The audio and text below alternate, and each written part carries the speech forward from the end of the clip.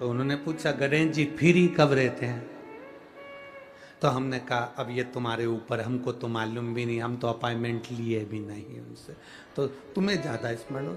तो किन तक आप शंकर जी की कथा करते हो, आपको नहीं मालूम कि गणेश जी कब फ्री रहते हैं? हमने कहा गणेश जी फ्री रहने का केवल एक समय होता है, एक टाइम होता है, एक पल होता है, एक घड़ी होती है कि गणेश जी महाराज हमारे घर में आ गए। गणेश जी की सबसे पहली जो आरती हो, उस आरती के समय पर अगर धूप बत्ती जलाई जाए या गोबरी को जलाकर उसमें गूगल छोड़ी जाए और गूगल छोड़ने के बाद गणेश जी का नाम ध्रुम वर्ण कह दिया जाए, तो गणेश जी को तुम्हारे घर की पूजा स्वीकार करना पड़ती है। बस वो समय हम जानते, हम तो बस उतना जानते हैं कि शिव महापुराण में लिखा और मुद्गल पुराण में लिखा, गणेश पुराण में लिखा, गणेश जी का एक नाम होता है ध्रुम वर्ण। क्या नाम है?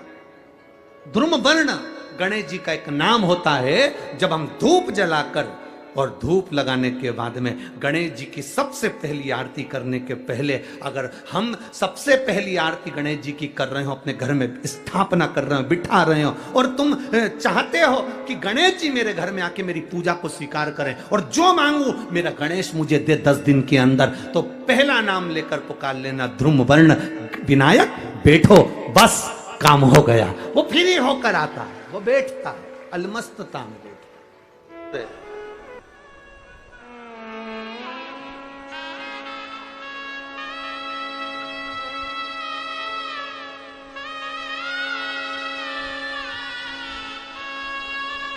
गजानन कुमार कौशिक, ग्राम बिदबिदा, पोस्ट आरा सरगांव, जिला मुंगेली, छत्तीसगढ़ का रहने वाला हूं। आप ही हैं? ऐसे हाथ हिला दो।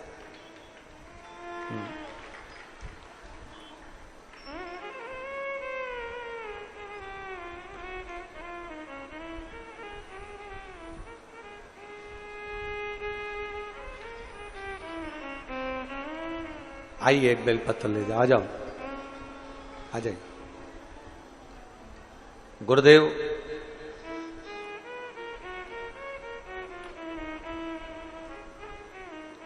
मैं गजानन कुमार कौशिक, ग्राम बिदबिदा, पोस्ट आरसर गांव, जिला मुंगेली का रहने वाला हूं। मेरा मोबाइल नंबर यह है।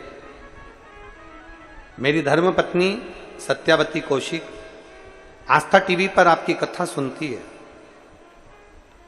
मंदिर जाकर एक लोटा जल चढ़ाना उसने आपकी कथा से सीखा है। मंदिर में झाड़ू लगाना, पोछा लगाना आपकी कथा से प्रारंभ किया है। गुरुदेव,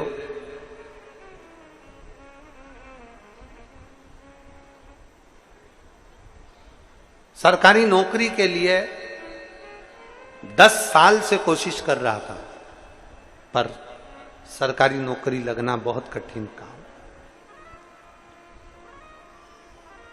हमारे देश के विभिन्न शिक्षण संस्थाओं में ऐसी कोई संस्था नहीं जिस संस्था में मैंने परीक्षा नहीं दी।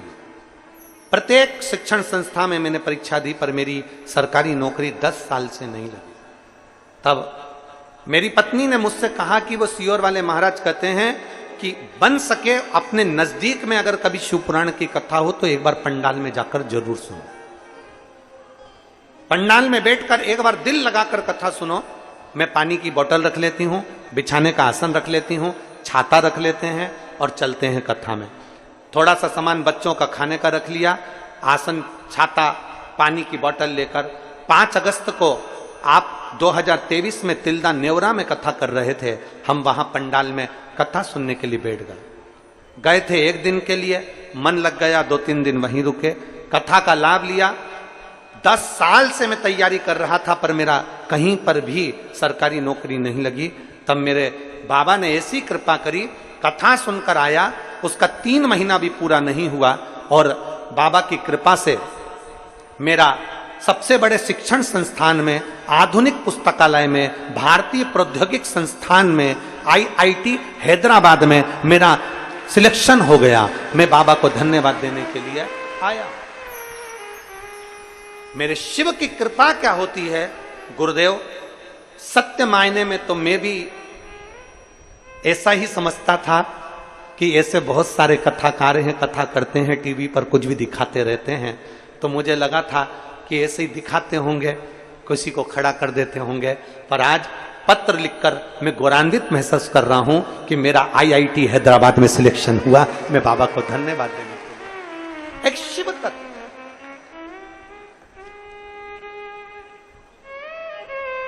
इनका ज्वाइनिंग लेटर भी उन्होंने पीछे लगाया है, शिव की कृपा। एक बार एक शिव तत्व माता उमा ने भगवान महेश को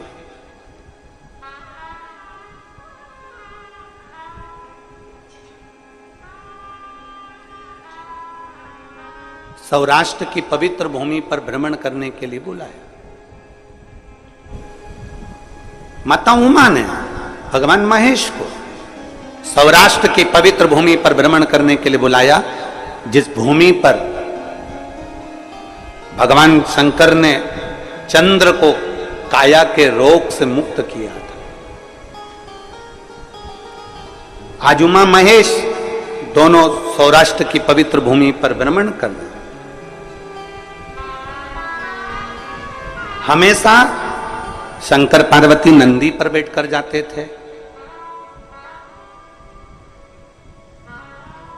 भगवान शिव और सती मैया नंदी पर बैठकर जाते थे, पर उमा और महेश दोनों आज त्रिशूल हाथ में लेकर, माता उमा और महेश दोनों हाथ में हाथ मिलाकर दोनों जा रहे हैं सौराष्ट्र की पवित्र धरा भ्रमण कर।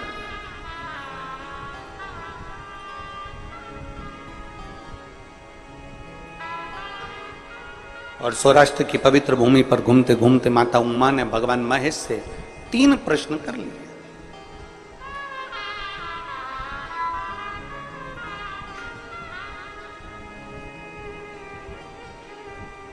माता उमा ने भगवान महेश से 3 प्रश्न किए।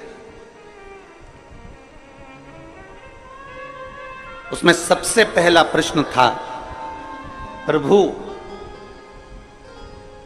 आपके भक्त का सबसे बड़ा लक्षण कौन सा होता है? मां उमा पूछ रही है पहला प्रश्न, आपके भक्त का सबसे पहला लक्षण कौन सा है? शंकर भगवान के शिव भक्त का, शिव की उपासना करने वाले का, शंकर की आराधना करने वाले का, शिव की स्तुति करने वाले का, शंकर के गुणगान करने वाले का, शंकर को 1 लोटा जल चढ़ाने वाले का, शंकर को बेलपत्र चढ़ाने वाले का, शंकर का स्तुति में डूबने वाले का, शंकर की कथा में रमने वाले का, शिव स्तुति में डूबने वाले का, शंकर के शिवालय के दर्शन करने वाले का सबसे श्रेष्ठ लक्षण कौन सा?